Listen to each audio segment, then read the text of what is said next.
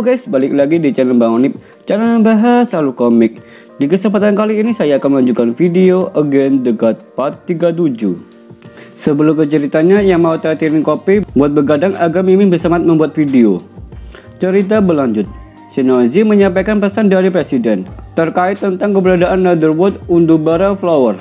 Tapi tempat itu tidak berada di benua Province Sky Continent. Selain itu, bunga itu hanya mekar setiap 24 tahun. Layu setelah 3 hari mekar, dan setelah itu akan diam selama 500 tahun. Meskipun pergi ke sana, kemungkinan dapat menemukan dalam keadaan mekar hampir 0%. Terlebih lagi, ada makhluk yang sangat mengerikan bersembunyi di sana. Dengan kekuatan Yunce saat ini, masuk ke sana sama saja mencari kematian. Jadi, apakah masih berniat pergi ke sana? Ucap Shinichi. Dengan keyakinan tentu saja Yunce akan pergi. Dijelaskan nama tempat itu Moon Sector Devil Nest. Hanya sedikit orang yang tahu keberadaan tempat itu, karena lokasinya berada di sebelah selatan Province Sky Continent, di atas samudra selatan yang tak terbatas. Di sana ada istana Supreme Ocean Palace. Sekitar 10 tahun yang lalu, 7 orang master menyadari ada yang tidak beres dari samudra selatan. Mereka lalu bekerjasama untuk menjelajahi wilayah itu dan menemukan keanehan, atau bisa disebut juga Devil Aura. Devil Aura ini sumbernya dari seekor Darkness Beast. Menyebut dirinya Moon Sector Devil Severek. Dia membenci cahaya, terutama cahaya bulan. Darkness Beast itu sendiri tidak kuat, tapi dia memiliki vitalitas yang kuat. Dia masuk ke dalam gua ketika dikejar oleh 7 master. Saat tidak ada cahaya, kultivasi Darkness Beast berkali-kali lipat. Dan pada saat yang sama, kekuatan dari 7 master yang mengejarnya ditekan. Jauh di dalam gua, ketujuh master itu kehilangan kekuatan untuk menyerang balik di hadapan Moon Sector Devil. Dan hanya ada 1 orang yang berhasil kabur, sementara yang lainnya tewas di dalam gua itu. Tepat pada saat itu, sekuntum bunga mekar. Bunga ini sangat penting bagi Moon Sector Devil. Oleh sebab itu, pandangannya teralihkan. Dan karena itu juga, orang terakhir bisa kabur. Setelah berhasil kabur, pria itu mengumpulkan deretan master dari seluruh dunia, menghabiskan Purple Divine Crystal untuk membuat 3 lapisan barrier. Mereka berhasil menyegel Moon Sector Devil. Master terakhir yang berhasil kabur memastikan Devil Aura tidak bisa keluar. Barulah dia merasa lega. Bunga yang dalam legenda merupakan bunga iblis. Hanya diketahui setelah mencari di dalam buku kuno di seluruh provinsi Sky Continent. Yunce berterima kasih banyak atas apa yang dikatakan Shinichi. Informasi seperti ini sangat rahasia. Sepertinya aku pun tidak tahu kalau bukan presiden yang memberitahukan padaku, kata Shinichi. Dalam 5 bulan lagi, Supreme Ocean Palace akan mengadakan Devil Sword Great Conference. Dan kebetulan juga Yunce diundang. Jika Yunce mencari barang tersebut, ini seharusnya adalah kesempatannya bagus.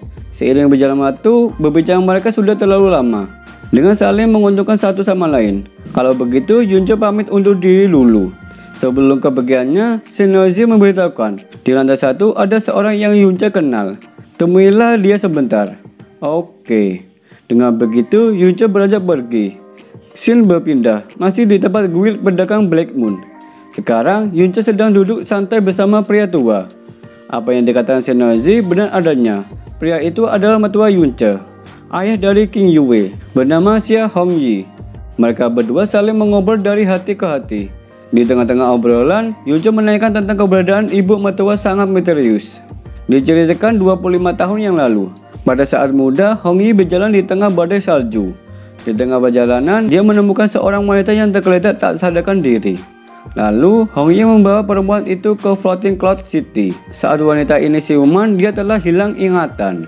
Dan setelah saling mengenal, mereka saling jatuh cinta. Lalu lahirlah King Yue dan Yuanba. Ketika anaknya masih kecil, ingatan istrinya pulih kembali. Jadi dia memutuskan untuk pergi. Jika tidak, itu mendatangkan bahaya bagi keluarganya. Kebaikan istrinya menuju ke Realm of the God. Setelah itu sampai detik ini ia tidak pernah bertemu dengan istrinya. Itulah kilas balik sosok ibu King Yue. Saat setengah hari, barulah Yunce berpisah dengan ayah mertuanya. Tak berselang lama, Yunce sudah berada di gerbang Phoenix Frontier dan dijaga prajurit. Namun, Yunce melumpuhkan prajurit yang sedang berjaga, beserta menghancurkan gerbang dan patung Phoenix. Para keluarga Phoenix keluar semua. Jadi kau rupanya. Yo, Master Phoenix, lama tidak bertemu. Kenapa kau jadi begitu sungkan? Sampai-sampai ada begitu banyak orang yang datang menyambutku. Apa perlu ku beri waktu sedikit lagi, supaya kau bisa sekalian memanggil pasukanmu yang berjumlah jutaan? Ucap Yunce. Bocah kurang ajar, tidak tahu diri.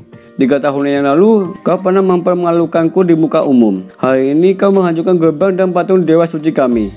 Meski kau mati ratusan juta kali pun, kau tidak akan bisa membayar dosamu ini, kata pemimpin Phoenix. Yunce membalasnya. Bajingan tua, aku lihat yang harus membayar dosa itu adalah kalian. Kalian menginjak-injak wilayah Bluwen, membunuh rakyat kami dan menghancurkan Bluwen. Meski kalian mati 1 triliun kali pun, dosa kalian setengah pun tidak akan terbayarkan. Klan Phoenix adalah milik dunia dengan hati yang baik. Tapi bagaimana dengan kalian? Setelah menerima warisan Phoenix, kalian justru melakukan hal-hal yang tidak baik dan membuat kekacauan. Aku tanya pada kalian, apa bedanya kalian dengan binatang? Comeback buat Yunce. Lidahnya begitu tajam membuat mereka hilang kesabaran. Pemimpin Phoenix mengutus 2 tetua untuk membunuh Yunce tanpa tersisa. Mereka melancarkan aksinya. Di saat menebas Yunce, justru Yunce nampak diam saja. Seketika Yunce lolos dari maut. Dilanjut mengeluarkan pedangnya, menebas mereka berdua. Orang dari Phoenix tak percaya Yunce dengan mudah membunuh Rana di atasnya. Kemudian Feng Xiluo menghadap ayahnya. Biarkan dirinya melawan Yunce karena dia tidak terima atas kekalahannya waktu 3 tahun yang lalu. Dengan begitu ayahnya menyetujui keputusannya. Kali ini Xiluo bergerak ke arah Yunce. Di hadapan Yunce dia mengarahkan tombaknya. Tapi Xiluo tidak mendengar saran ayahnya. Ayahnya memperingati Xiluo. Tapi Xiluo tidak mendengarkan saran ayahnya.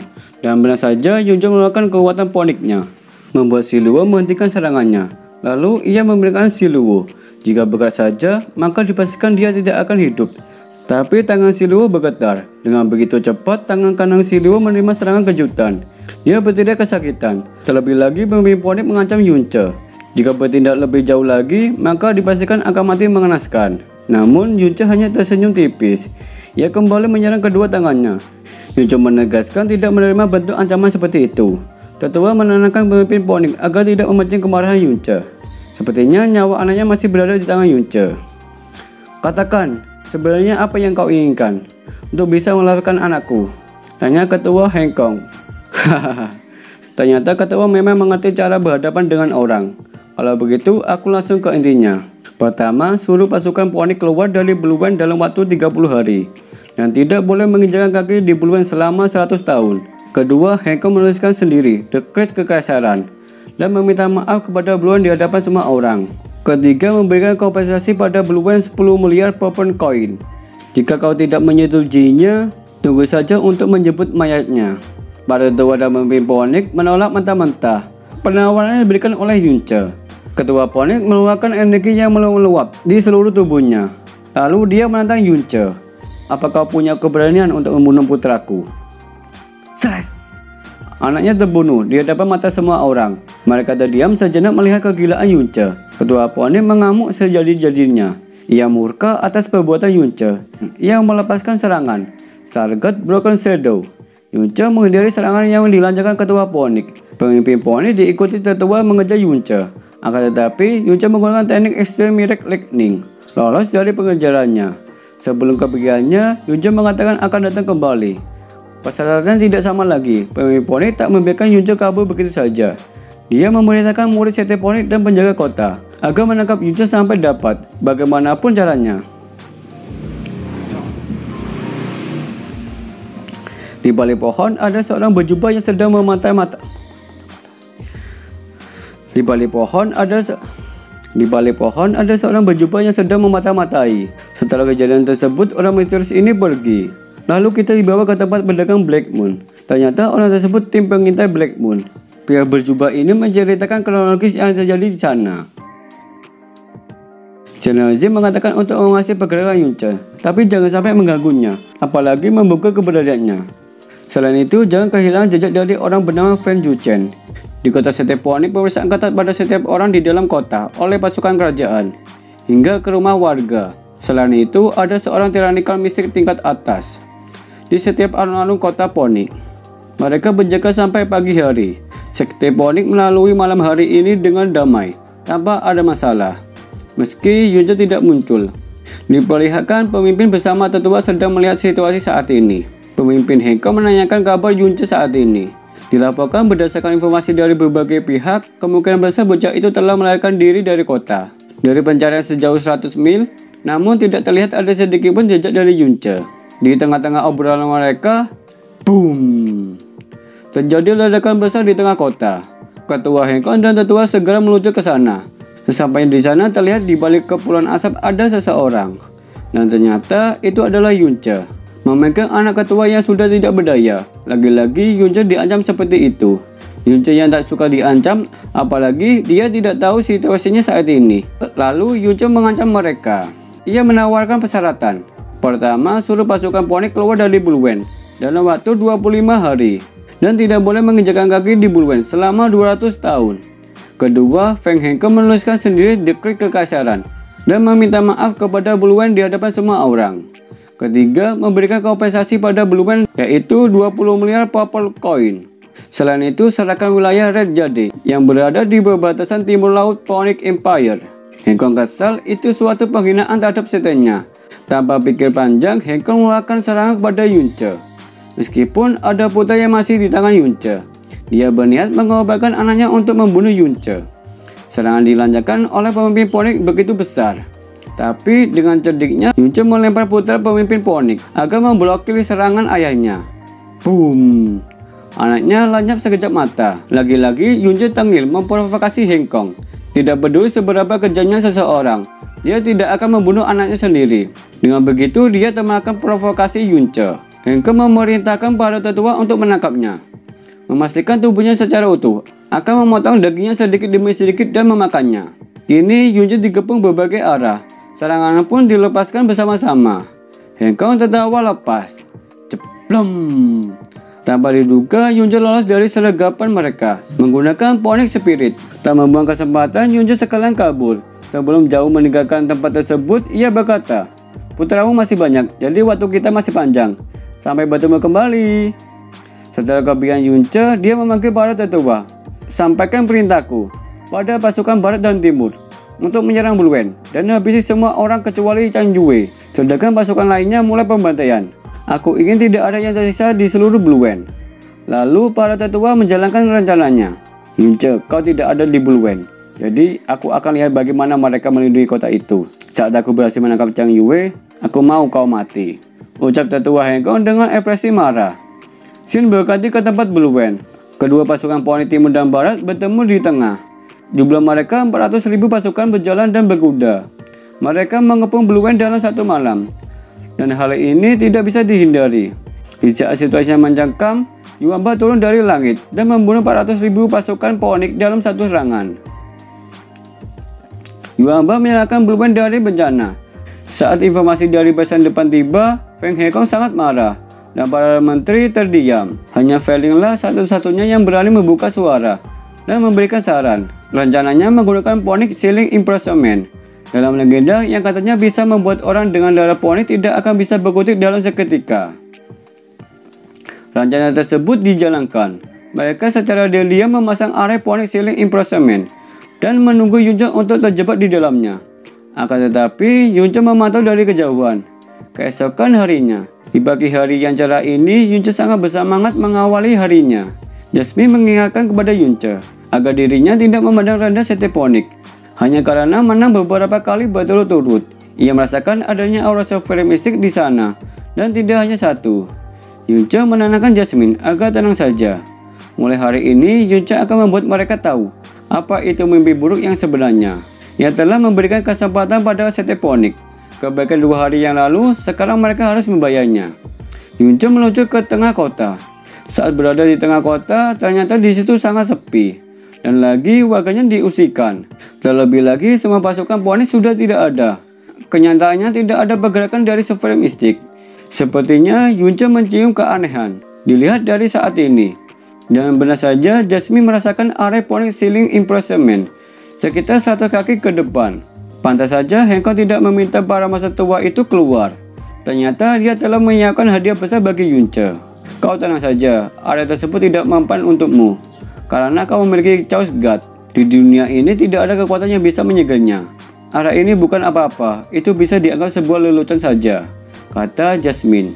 Kalau begitu, Yunce harus memberikan kejutan balik yang besar. Kemudian Yunce berjalan ke arah tersebut. Terlihat Hengkong sedang memantau dari kejauhan. Di saat Yunce masuk lingkup area Pony Ceiling Improvement, dia menginstruksikan, lakukan sekarang. Lalu area tersebut aktif. Sedangkan Yunce, area itu aktif, tapi dia tidak merasakan apapun. Sementara Hengkong sudah merasa cukup senang. Akhirnya dia bisa membalaskan dendam anaknya. Yunce berakting seolah-olah kekuatannya telah ditekan. Namun akting Yunce dikomplain oleh Jasmine karena jelek, tidak natural. Selagi Yunce disegel, anaknya menawarkan dirinya untuk menyiksa Yunce. Baiklah, kau harus membuatnya menderita sampai memohon ampunan. Sebelum melakukan tindakan, dia masih mengoceh tidak jelas. Di sisi lain, Yunce sudah bosan berpura-pura seperti ini. Ia menghampiri lawannya, serta mencengkeram wajahnya, diteruskan menghantam kepalanya ke tanah. Tak sampai di situ saja, Yunce menginjak-injak mukanya, hingga tewas. Para tetua melongo dibuatnya. Pemimpin poni dibuat bertanya-tanya. Kenapa tidak mempan kepadanya? Hengkong tidak bisa mengendalikan emosinya. Ia murka kepada Yunce. Kenapa kau tidak tertawa lagi? Aku sangat suka mendengarnya. Bukankah ini sangat tidak terduga dan mengejutkan? Kata Yunce. Semuanya, serang! Bunuh dia! Akan tetapi, tetua Feeling menyadarkan Hengkong jangan sampai termakan omongannya. Karena jika kami masuk area tersebut, kita pasti akan ditekan. Hanya orang yang memegang kartu tersebut tidak bisa ditekan. Sepertinya keluarga Sete Pony terlalu tegang. Mengetahui sebentar lagi akan tiba giliran mereka untuk dimusnahkan. Tak ada pilihan lain, pemimpin Hengkong bersedia memenuhi semua persyaratan yang disebutkan kemarin. Akan tetapi persyaratan kemarin sudah tidak berlaku. Awalnya Yunce datang dengan hati yang baik. Tapi mereka tidak tahu berterima kasih. Dan Hengkong bahkan terus-terusan menguji kesabarannya. Apa kau pikir aku masih akan berbaik hati seperti kemarin? Hah? Ucap Yunce. Dan berakhir sudah video kali ini, kita lanjut aja video selanjutnya. Stay tune di channel Bang Onip. Bye bye.